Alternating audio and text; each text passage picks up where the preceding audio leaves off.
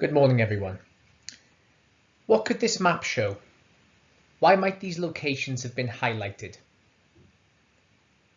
Each of these places represents one of the evilest crimes committed in human history. They are the sites of millions of deaths. Nazi concentration and death camps where people lost their lives simply because they were different. Because they did not fit into the stereotype that the Nazis felt should be accepted. How did it come to this? The term Holocaust means destruction or slaughter on a mass scale, especially caused by fire or nuclear war. However, when discussing the Holocaust, it means the mass murder of Jews under the German Nazi regime during the period 1941 to 1945. More than 6 million European Jews, as well as members of other persecuted groups, were murdered at concentration and death camps, such as Auschwitz. So, how did this all begin? How did the Nazis perpetrate such awful and heinous crimes in a civilized country like Germany? It began with persecution. Children taught to spot Jews in their biology lessons. Newspapers spreading false stories to scare the population. Jews being identified by a yellow Star of David on their clothes. Each action taking away their humanity, bit by bit, until there was almost nothing left.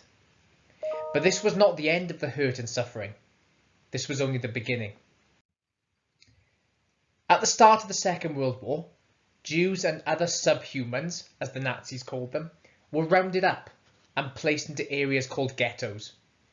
These areas, walled off from the rest of the city, were worse than imagining. Many people died from disease and starvation, having been told by the Nazis that they were being prepared for relocation. Little did they know the fate that awaited them next.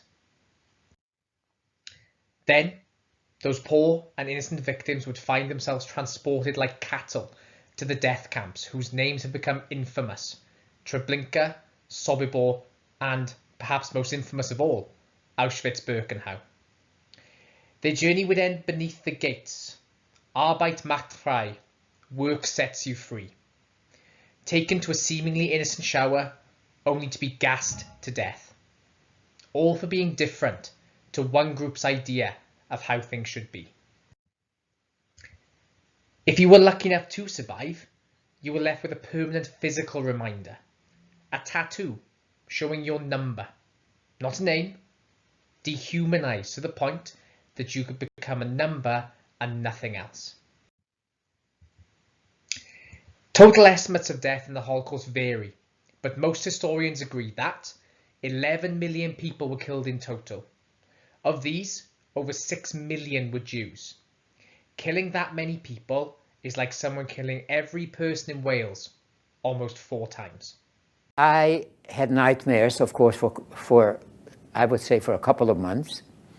You know, waking up thinking that I'm still in the camps, and I was so happy that I was in a real bed.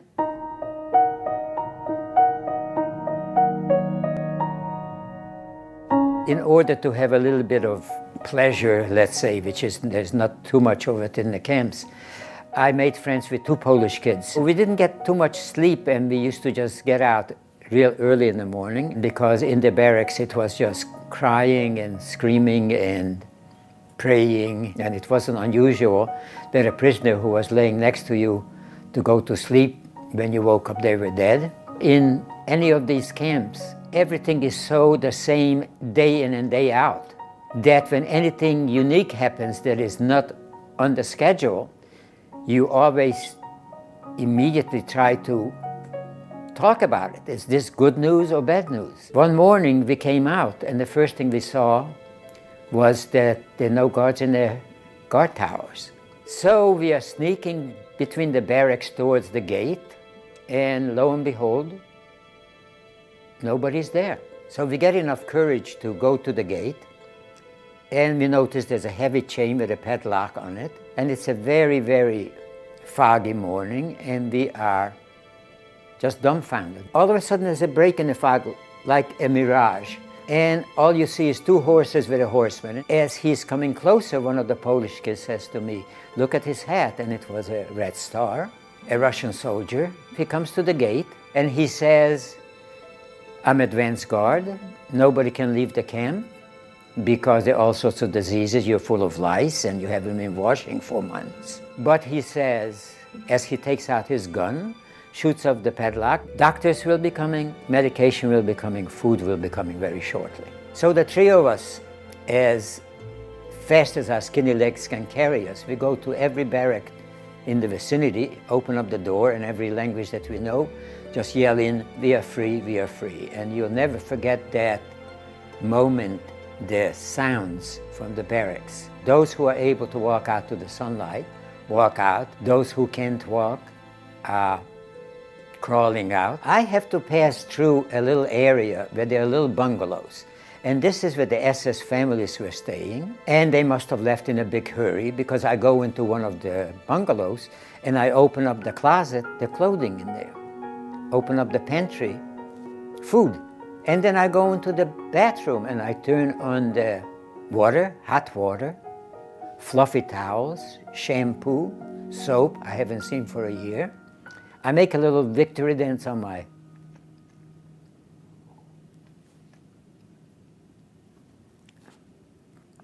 prison uniform, get in there and take my first hot shower in a year. It's wonderful. I'm trying to have as many happy moments as possible. At my age, you know, you can't take any chances.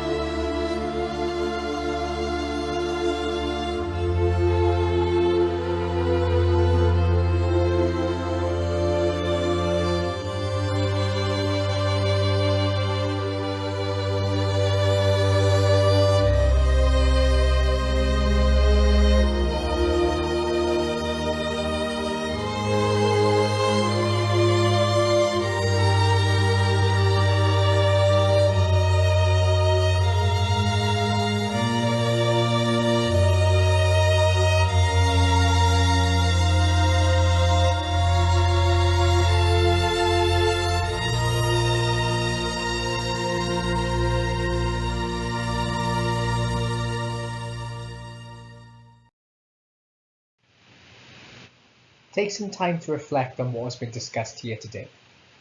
Wednesday the 27th of January marks Holocaust Memorial Day, when Soviet forces liberated the death camp at Auschwitz-Birkenau.